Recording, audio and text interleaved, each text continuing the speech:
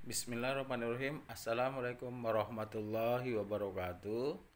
Alhamdulillah Rabbil Alamin. Anak-anakku sekalian yang berada di rumah, patut kita bersyukur kepada Allah Subhanahu wa Ta'ala, karena pada pagi yang cerah ini kita masih dipertemukan secara virtual oleh Allah Subhanahu wa Ta'ala, anak ya, untuk belajar. Nah, kalian jangan bosan-bosan untuk selalu membaca, belajar, membuka buku, tema, semuanya dibaca satu persatu. Setiap muatan pelajaran, ada muatan pelajaran PKN, IPA, IPS, kemudian bahasa Indonesia, SBDP. Nah, kalian secara mandiri supaya belajar membaca dan mencatat hal-hal penting ya, yang dianggap penting sebagai persiapan untuk latihan ulangan seperti yang kemarin sudah dikerjakan. Nah, anak-anakku sekalian di rumah yang berbahagia, pada pagi hari ini tanggal 19 Agustus ya, kita akan belajar dua hal. Yang pertama tentang komik dan ciri-cirinya, kemudian yang kedua nanti kita belajar tentang lanjutan kelainan sistem gerak pada manusia. Nah, sebagaimana telah kita baca sebelumnya anak-anak sekalian, atau yang pernah kalian tahu setidaknya ya, komik. Nah, mungkin kalian sudah pernah mendengar kata komik atau sudah pernah membaca komik, melihat komik di berbagai tempat sebelumnya ya. Maka komik itu ada gambar-gambar yang menceritakan ya, ada cerita dengan gambar-gambar yang berseri. Nah, mungkin kalian pernah membaca atau memiliki bahkan di rumah komik-komik itu. Nah, anak-anak sekalian, apa sih ciri-ciri komik? Ciri-ciri komik yang pertama itu adalah hadir untuk menyampaikan cerita. Jadi komik itu sesungguhnya adalah gambar yang mengandung cerita. Di sana penulis atau penggambar komik akan memberikan pesan kepada pembacanya itu melalui cerita dan teks narasinya. Nah, pesan dan informasi tersebut oleh pembuat komik ada dua cara menyalurkannya, yaitu melalui teks dan gambar. Kemudian yang kedua, ciri-cirinya adalah proporsional. Proporsional itu keberadaan gambar dari teks yang berimbang membuat pembaca komik seakan-akan terlihat dan berperan langsung dalam cerita komik itu. Jadi seimbang antara tulisan dan teks itu seimbang.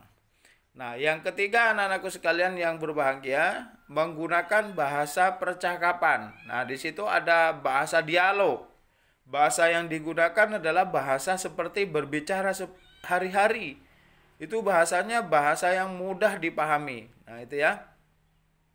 Kemudian yang berikutnya biasanya bersifat kepahlawanan. Jadi tema-tema kepahlawanan, heroik di dalam komik itu kental sekali ya. Kemudian penggambaran watak secara sederhana. Jadi perwatakan tokoh di situ disampaikan secara sederhana. Kenapa? Karena bertujuan pembaca mudah memahami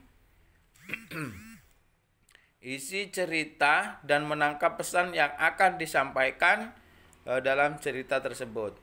Kemudian yang keenam anak-anakku sekalian, menyediakan humor. Jadi komik itu ada humor ya, ada humor juga di sana. Jenaka namanya. Humor dalam komik itu disajikan secara lugas sehingga mudah dipahami pembacanya. Nah, biasanya humor yang disajikan itu sering terjadi di masyarakat. Pada umumnya humor-humor itu telah pernah terjadi di masyarakat. Nah, anak-anak sekalian, Coba ya di rumah membuat komik. Nah, membuat komik itu dengan menggunakan kertas zigzag. Kertas zigzag itu nanti Pak Ali contohkan di grup seperti apa komik itu dari kertas zigzag. Jadi kertas HVS 1 dilipat-lipat kemudian menjadi 8 bagian. 8 bagian, kemudian masing-masing bagian itu digambari. Setelah digambari, diberikan diberi cerita. Nah, itu ya. Itu berseri dari kertas 1 sampai ke kertas berikutnya. Nanti Pak Ali kasih contoh di online secara virtual atau melalui grup kita tentang seperti apa membuat komik dengan kertas zigzag itu ya. Nah, selanjutnya anak-anakku sekalian, Pak Ali akan lanjutkan tentang sistem gerak pada tubuh kita. Langsung saja ya, ini ada gambar. Nah, silahkan kalian amati gambar tersebut. Gambar 1 menunjukkan membaca terlentang. Gambar 2 menunjukkan memikul beban ya. Gambar 3 posisi tidur di sofa itu seperti itu. Gambar 4 duduk di kursi dan meja belajar, posisinya semacam itu. Ya. Kemudian gambar 5 itu naik turun tangga dengan posisi semacam itu. Nah ya, jadi Pak Ali ingin mengatakan dari masing-masing gambar itu akan ada dampak ya dari gerakan-gerakan yang ada, baik membaca terlentang, kemudian memikul, tidur di sofa, kemudian duduk belajar dengan gaya seperti itu, kemudian dia itu naik turun tangga. Nah, kalian coba perhatikan apa yang terjadi dari kegiatan tersebut. Nah, apakah yang terjadi dari kegiatan yang dilakukan? Dampaknya apa? Misalnya kalau membaca terlentang menimbulkan apa, akan terjadi apa?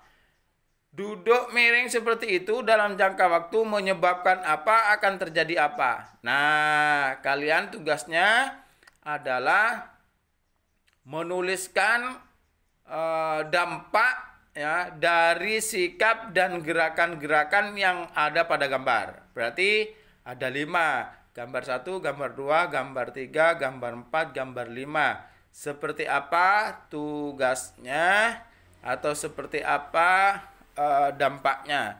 Nah, anak-anak sekalian, tugasnya nanti kalian sampaikan di Google Classroom ya.